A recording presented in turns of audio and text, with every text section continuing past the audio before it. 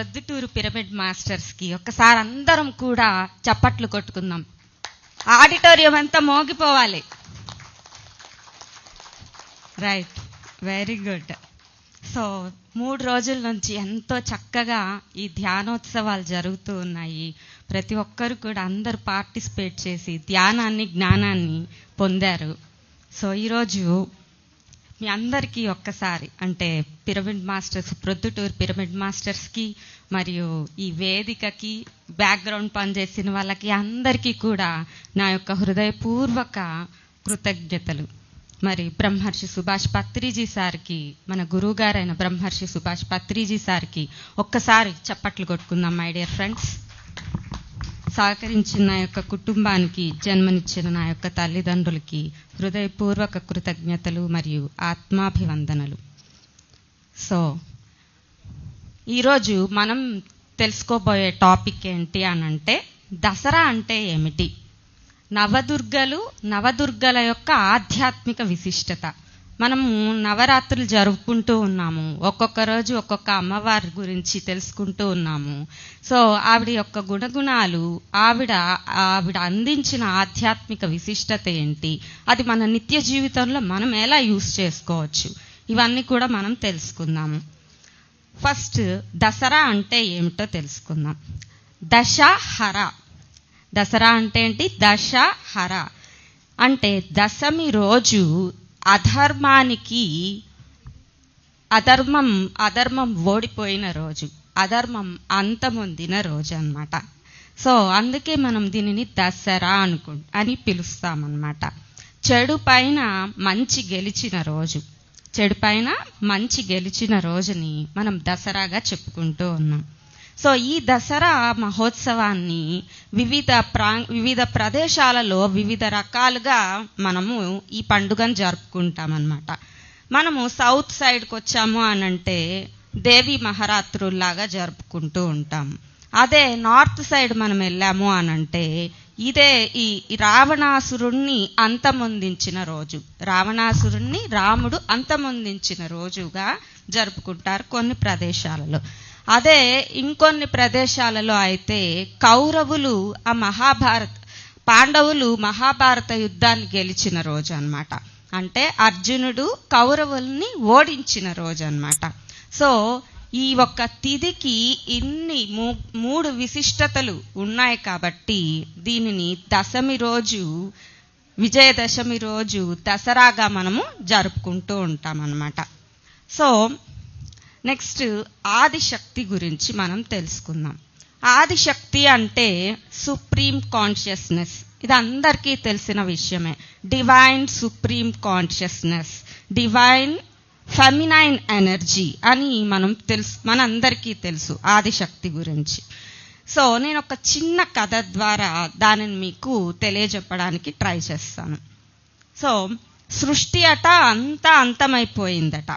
ఆ సృష్టి అంతమైనప్పుడు వటపత్రసాయి రూపంలో శ్రీ మహావిష్ణువు ఉద్భవించడం జరిగిందట. ఈ శ్రీ మహావిష్ణువు బొడ్డు దగ్గర నుంచి ఒక కమలం ఉద్భవించిందట. ఆ కమలంలో నుంచి ఈ యొక్క బ్రహ్మదేవుడు ఉదయించడం జరిగిందట. సో ఈ బ్రహ్మదేవుడు మరియు శ్రీ మహావిష్ణువట వీళ్ళిద్దరు అనుకుంటూ ఉన్నారంట, సృష్టిలో మన ఇద్దరమేనా ఉంది, ఇంకా ఎవరన్నా ఉన్నారా అని అనుకుంటూ ఉండగా అప్పుడు పరమేశ్వరుడు వచ్చారట. పరమేశ్వరుడు వచ్చి నేను ఉన్నాను అని చెప్పారట. చెప్పిన తర్వాత ఓకే, అయితే మనం ముగ్గురం ఉన్నాము, మరి మనం ఏం చేయాలి, మన యొక్క కర్తవ్యం ఏమిటి అని వాళ్ళు అనుకుంటూ ఉండగా వాళ్ళ దగ్గరకట పుష్పక విమానం వచ్చి ఆగిందట. పుష్పక విమానం వచ్చిన తర్వాత వాళ్ళకి ఒక ఆకాశవాణి వినపడిందట. ఏమిటి అనంటే, మీరు ఇందులో ఎక్కండి, ఇది ఎక్కడ ఆగితే అక్కడ మీరు దిగండి, ఇది ఆగితేనే మీరు దిగాలి అని చెప్పి ఒక ఆకాశవాణి వినపడడం జరిగిందట. సరే అని చెప్పి వాళ్ళు ముగ్గురు, బ్రహ్మ విష్ణు మహేశ్వరులు ముగ్గురు ఆ పుష్పక విమానంలో ఎక్కడం జరిగిందనమాట. అది అట్లా వెళ్తూ ఉంటే బ్రహ్మాండాలన్నిటినీ దాటుకుంటూ వెళ్తుందట. కొన్ని కోటాను కోట్ల బ్రహ్మాండాలు కనిపిస్తూ ఉన్నాయట ఈ బ్రహ్మ విష్ణు మహేశ్వరులకి. మనం అనుకుంటాము ఒక బ్రహ్మాండము, ఒక విశ్వము, అందులో 9 ప్లానెట్స్, సౌర కుటుంబం ఉంది, సూర్యుడు ఉన్నాడు, నవగ్రహాలు తిరుగుతూ ఉన్నాయి అని మన వ్యూ ఇంతవరకే ఉంటుంది. కానీ ఆ బ్రహ్మ విష్ణు మహేశ్వరులట ఈ బ్రహ్మాండం ఏదైతే ఉందో ఆ బ్రహ్మాండాలు ఎన్నో కోటాను కోట్ల బ్రహ్మాండాలు ఉన్నాయట. ఆ కోటాను కోట్ల బ్రహ్మాండాలని దర్శిస్తూ వెళ్తూ ఉంటే వాళ్ళలాంటి బ్రహ్మ విష్ణు మహేశ్వరుల్ని కొన్ని కోటాను కోట్ల మందిని వారు దర్శించడం జరిగిందట. అప్పుడు వాళ్లకున్న అహంకారం పోయిందట. ఏంటి బ్రహ్మ విష్ణు మహేశ్వరులు అంటే మేమేనా అని అనుకున్న వారికి వాళ్ళలాంటి వాళ్ళని ఎంతో మందిని చూసిన తర్వాత ఓకే, బ్రహ్మ అనేది పదవి మాత్రమే. ఫర్ ఎగ్జాంపుల్, నేను మెడిటేషన్ చేసి నేను సృష్టించే శక్తి వరకు, నేను ఆ ఫ్రీక్వెన్సీ వరకు నేను చేరుకోగలుగుతా. అప్పుడేమవుతుందండి, నేనే బ్రహ్మనవుతాను. నేను పరిపాలించే పొజిషన్ తీసుకుంటాను. అంటే అంత ఫ్రీక్వెన్సీకి నేను అందుకుంటా మెడిటేషన్ ద్వారా. అప్పుడు నేనేమవుతానండి, శ్రీ మహావిష్ణువుని అవుతాను. అదేవిధంగా అంతమొందించాలి, సృష్టిని బ్యాలెన్స్ చేయాలి, ఒక కొత్త మార్పు రావాలి ఈ సృష్టిలో. మరి ఈ కొత్త మార్పు ఈ సృష్టిలో రావాలి అనంటే ఏం కావాలి, ఆ సృష్టి అనేది అక్కడికి అంతమైపోవాలి. సో ఆ పరిరక్షించే బాధ్యత మరియు అంతమొందించే బాధ్యతని స్వీకరించినప్పుడు నేను పరమేశ్వరుని అవుతానన్నమాట. సో మనలో ఉండే ఎబిలిటీస్, మన ఫ్రీక్వెన్సీని మనం ఎంతగా విస్తరించుకుంటూ వెళ్తామో, మనము మనందరము చైతన్య పదార్థాలమే. మరి మన చైతన్యం ఎంత విస్తరించుకుంటూ మనం వెళ్తూ ఉంటామో మనకి వచ్చే పదవులు అన్నమాట బ్రహ్మ విష్ణు మహేశ్వరులు అని.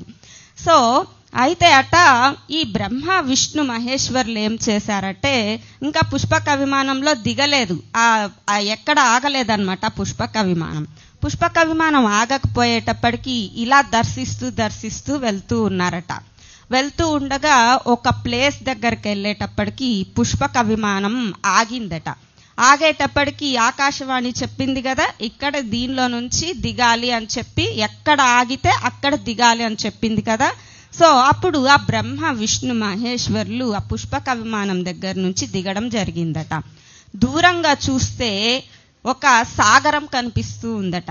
సాగరం మధ్యలో మణిద్వీపం ఉందట. అక్కడ ఆదిశక్తి ఒక వెలుగు రూపంలో కనిపిస్తూ ఉందట. మనము చెప్పుకుంటూ ఉంటాము, సుధాసాగర మధ్యస్థ అని చెప్తూ ఉంటాము. అంటే ఒక సాగరంలో మధ్యలో మణిద్వీపంలో ఈ యొక్క ఆదిశక్తి అనేది జననం అనేది జరిగింది అని చెప్తూ ఉంటారు. లలితా సహస్రనామంలో కానీ అన్నిట్లో చెప్తూ ఉంటారు సుధాసాగర మధ్యస్థ అని. సో అలాగా అక్కడ దూరంగా కనిపిస్తున్న వెలుగు ఏదైతే ఉందో ఆ వెలుగు దగ్గరికి వీళ్ళు వెళ్ళడం జరుగుతుందన్నమాట.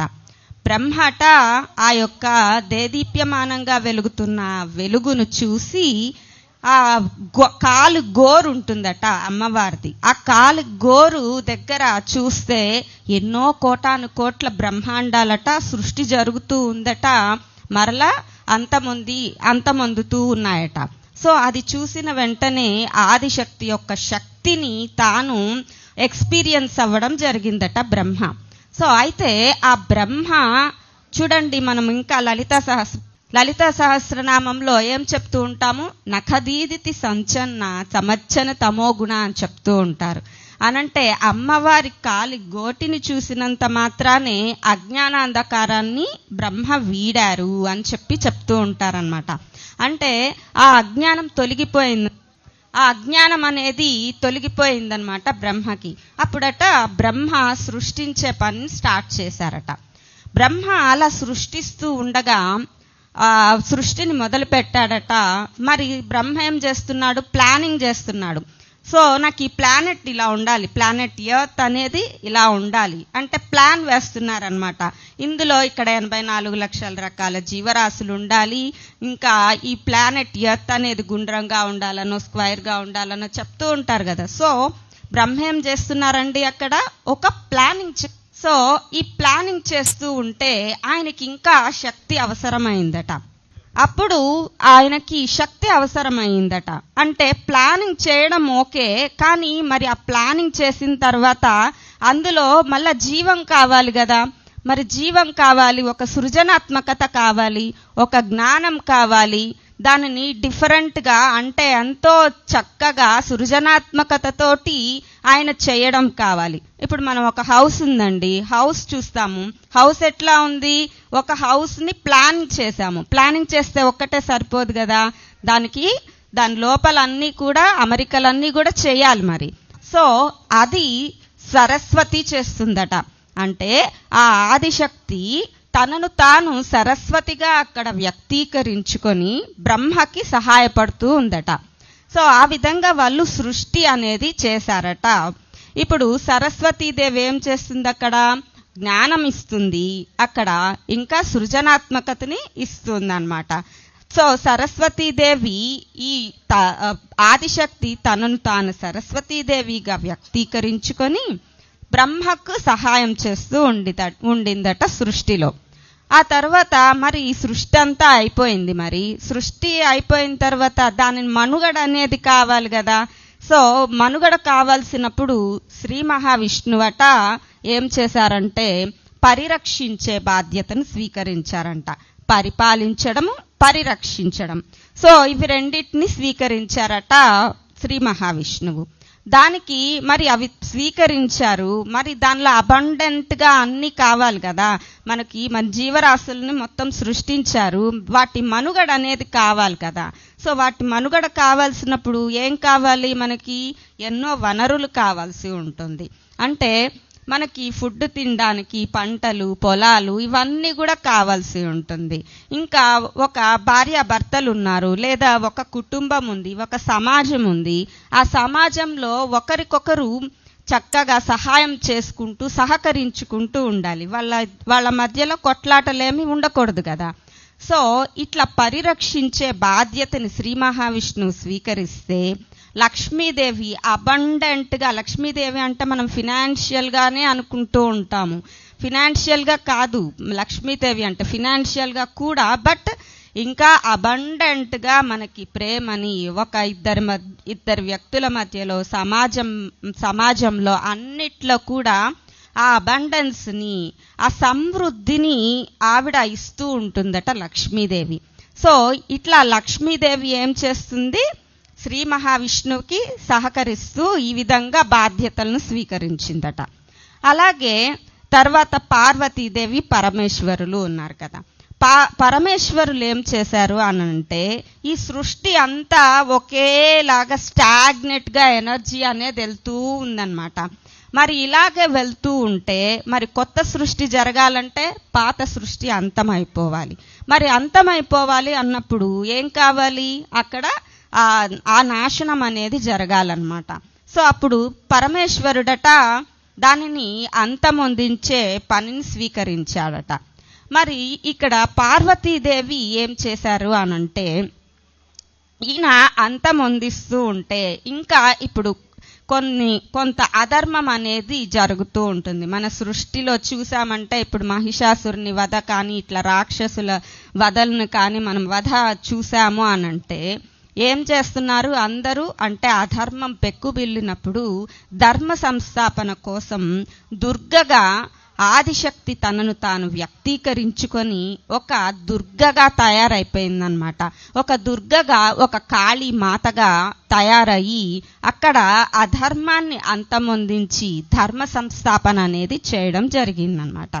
సో ఆ విధంగా పార్వతీదేవి అధర్మం ఎక్కువైపోయినప్పుడు ధర్మ సంస్థాపన కోసం ఆవిడ ఈ యొక్క పరిపాలనా బాధ్యతను స్వీకరించిందట పార్వతీదేవి. ఈ విధంగా ముగ్గురు బ్రహ్మ, విష్ణు, మహేశ్వరులు, ఇంకా పార్వతీదేవి, లక్ష్మీదేవి, ఇంకా సరస్వతీదేవి వీళ్ళందరూ కూడా ఈ సృష్టిలో భాగమైపోయి సృష్టి పనులు చేస్తూ ఉన్నారట. సో ఇక్కడికి సృష్టి గురించి మనం తెలుసుకుందాం. నెక్స్ట్ మనము ఆదిశక్తి అవతారాల గురించి తెలుసుకుందాం. ఆదిశక్తి అవతారాలు ఇప్పుడు మనం 9 నవరాత్రులు జరుపుకుంటూ ఉన్నాం.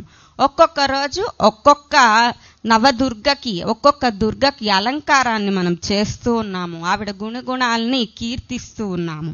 సో మనం సింపుల్గా, నేను ప్రతి కథ చెప్తే చాలా టైం అవుతుంది, సో సింపుల్గా చెప్తాను. ఫస్ట్ అవతారం ఏంటి? శైలపుత్రి. సో శైలపుత్రి దేనికి ప్రతీక అంటే మూలాధార చక్రానికి ప్రతీక. అక్కడి నుంచి గ్రౌండెడ్నెస్, స్టెబిలిటీ అనేది మనం నేర్చుకోవాలి ఆవిడ అవతారం నుంచి. సో శైలపుత్రి ఏం చెప్తూ ఉంటారు అని అంటే పర్వత రాజపుత్రిక అని చెప్తూ ఉంటారు. మరి పర్వతం ఏం చేస్తూ ఉంటుందండి? పర్వతం నిశ్చలంగా ఉంటుంది. ఎన్ని ఈదురుగాలులు వచ్చినా, ఎన్ని తుఫాన్లు వచ్చినా, ఎంతటి విధ్వంసం జరిగినా కూడా పర్వతం ఎంత స్థిరంగా ఉంటుంది. సో అది మనకు తెలియజేస్తుంది శైలపుత్రి యొక్క ఆధ్యాత్మిక విశిష్టత ఏమిటి అనంటే, ఎన్ని ప్రాబ్లమ్స్ వచ్చినా నువ్వు స్థిరంగా ఉండడం నేర్చుకోవాలి అని చెప్పి ఆ శైలపుత్రి అవతారం అనేది మనకు నేర్పిస్తుంది అన్నమాట. మనకు గ్రౌండెడ్నెస్, స్టెబిలిటీ అనేది ఉండాలి. ఈ పర్వతాన్ని చూసినప్పుడు ఎంత చలించకుండా ఎలా అయితే ఉంటుందో, అప్పుడు మనము కూడా అలా గనక ఉన్నట్లయితే ఏ ప్రాబ్లం వచ్చినా కూడా మనము దానిని అంత స్టెబిలిటీ తోటి ఫేస్ చేశాము అనుకోండి, అప్పుడు మనలో ఉండే అజ్ఞానాంధకారాన్ని మనము విడిచిపెట్టేయచ్చు అనమాట. అజ్ఞానాంధకారం అనేది వీడిపోతుంది అనమాట. సో ఇది శైలపుత్రి ఆధ్యాత్మిక విశిష్టత అన్నమాట. సెకండ్, బ్రహ్మచారిణి. ఇది మనకు తెలుసు. బ్రహ్మచారిణి ఏం చేస్తున్నారని, బ్రహ్మచారిణి వేషంలో ఆ పార్వతీదేవి ఏం చేస్తారు? శివుని కోసం ఘోర తపస్సు చేస్తారనమాట.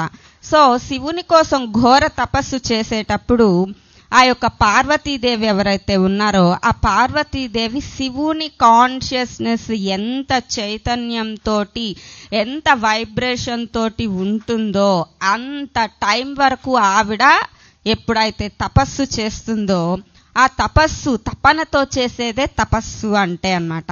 సో ఆ తపస్సు చేసినప్పుడు ఆ ఫ్రీక్వెన్సీని, పరమేశ్వరుని ఫ్రీక్వెన్సీని ఎప్పుడైతే రీచ్ అవుతుందో అప్పుడు పరమేశ్వరుడు ఆవిడకి ప్రత్యక్షం అవుతారనమాట. సో ఆ కథలో మనకి చెప్తూ ఉంటారు. ఏం చెప్తారు? పరమేశ్వరులు వచ్చి కొన్ని క్వశ్చన్స్ వేస్తారనమాట. క్వశ్చన్స్ వేసినప్పుడు ఆ బ్రహ్మచారిణి రూపంలో ఉన్న పార్వతీదేవి ఆన్సర్స్ అనేది చెప్పడం జరిగి, ఆ తర్వాత ఎదురుగ్గా ఉన్నది ఆ పరమేశ్వరుడే అని గుర్తించి ఆవిడ మ్యారేజ్ చేసుకోవడానికి రెడీ అవుతారనమాట. సో ఇక్కడ బ్రహ్మచారిణి అనే పదంలోనే ఉంది ఏమిటి అంటే బ్రహ్మతత్వంతో చరించడము. సో ఎప్పుడైతే మనము బ్రహ్మతత్వంతో చరిస్తామో, ఆ బ్రహ్మ ఎవరో కాదు, ఆ బ్రహ్మ నేనే అని తెలుసుకుంటాము, ఆ బ్రహ్మతత్వంతో మనం ఎప్పుడైతే చరిస్తామో అజ్ఞాన అంధకారాన్ని వీడుతాము అని చెప్పి ఈ బ్రహ్మచారిని ఆధ్యాత్మిక విశిష్టత అన్నమాట ఇది. థర్డ్ ఏంటి? చంద్రఘంట. సో చంద్రుడు దేనికి ప్రతీక అండి? చంద్రుడు మనస్సుకు ప్రతీక. మరి మనస్సును జయించాలన్నమాట. అక్కడ మనం ఎప్పుడైతే మనస్సును జయిస్తామో, మనసు పలు రకాల ఆలోచనలు చేస్తూ ఉంటుంది. సో మనస్సును ఎప్పుడైతే మనం జయిస్తామో అప్పుడు మనకు ఇక్కడ ఏమవుతుంది? దివ్య చక్షు ఓపెన్ అవుతుంది, థర్డ్ ఐ అనేది ఓపెన్ అవుతుంది అన్నమాట. అది దానికి ప్రతీక అన్నమాట. చంద్రఘంట ఏం చెప్తారండి? ఆ దుర్గాదేవి విశిష్టత ఏంటి అంటే, నువ్వు ఎప్పుడైతే అజ్ఞానాంధకారాన్ని వీడుతావో, ఆ బ్రహ్మంతో ఎప్పుడైతే కనెక్ట్ అయ్యి చరిస్తూ ఉంటావో, నీ మనసును ఎప్పుడైతే శూన్యం చేసుకుంటావో అప్పుడు మనకి లభించేదే ఈ థర్డ్ ఐ అన్నమాట. దివ్య చక్షు ఉత్తేజితం అనేది అవుతుందన్నమాట. సో చంద్రఘంట తర్వాత కూష్మాండ. సో కూష్మాండ అవతారంలో మనం తెలుసుకోవాల్సిన విషయం ఏమిటి అనంటే, కు అంటే చిన్నది, ఉష్మా అంటే శక్తి, అండ అంటే బ్రహ్మాండం. సో కూష్మాండ అంటే అంటే అక్కడ నుంచే సృష్టి అనేది మొదలైంది అని చెప్తారనమాట. సో మనం ఎంత చిన్నగా అంటే ఎంత ఇగోలెస్గా మనం వెళ్ళిపోతూ ఉంటామో మనలో ఉన్న బ్రహ్మాండాన్ని మనం తెలుసుకోగలుగుతాము, మనమే ఒక బ్రహ్మాండం అనే విషయాన్ని తెలుసుకోగలుగుతాము. సో చిన్నది అంటే అణువులోనూ బ్రహ్మాండం ఉంది అనే విషయాన్ని కూష్మాండ అవతారం అనేది తెలియజేస్తుందన్నమాట. నెక్స్ట్ స్కందమాత. సో స్కందమాత దగ్గర ఏం తెలుసుకోవచ్చు అనంటే, అక్కడ కార్తికేయుణ్ణి 6 శరీరాలతో ఉన్న కార్తికేయుణ్ణి స్కందమాత ఒడిలో పెట్టుకొని ఉండడం మనము చూస్తామన్నమాట. సో ఏమైతుంది అంటే ఇక్కడ ఒక చిన్న కథ చెప్తాను. ఏమిటి అంటే స్కందమాత కథ. ఇప్పుడు పార్వతీదేవి మరియు పరమశివుడు ఇద్దరి సమాగమనం జరుగుతుందన్నమాట. అప్పుడు ఎంతో శక్తి అనేది ఉద్భవించడం జరుగుతుంది. ఆ శక్తి ఉద్భవించినప్పుడు అగ్ని జ్వాలలతోటి ఉంటుందట ఆ యొక్క శక్తి. ఆ శక్తి అగ్ని జ్వాలలతోటి ఉంటే అగ్నిదేవుడట దానిని పట్టుకోవడానికి ట్రై చేస్తాడంట, దాన్ని సంరక్షించడానికి ట్రై చేస్తారంట. ట్రై చేస్తూ ఉంటే ఆయన జారిపోయి ఆ చైతన్యం 6 ముక్కలుగా అయిపోతుందట. 6 ముక్కలుగా అయిపోయిన ఆ చైతన్యాన్ని పార్వతీదేవి ఏం చేస్తుందంటే ఏక శరీరంగా మారుస్తుందట. సో ఇక్కడ నుంచే స్కంద జననం అనేది జరిగిందనమాట. అందుకే అక్కడ అంటే ఆ 6 శరీరాలుగా ఉన్న ఆ యొక్క 6 శరీరాలుగా ఉన్న దానిని ఏక శరీరంగా చేసింది కాబట్టి స్కందమాత అని పిలవడం జరుగుతుందట. సో అయితే ఇక్కడ మనం తెలుసుకోవాల్సిన విషయాలు ఏమిటి అంటే, మన లైఫ్లో మనం తెలుసుకోవాల్సిన విషయం ఏమిటి అంటే 6 అరిషడ్ వర్గాలు ఉన్నాయి. కామ, క్రోధ, లోభ, మోహ, మద, మాత్సర్యాలు.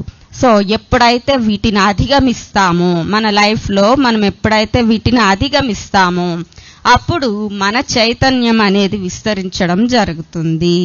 సో స్కందమాత దగ్గర నుంచి మనము ఇది నేర్చుకోవచ్చు అన్నమాట. తర్వాత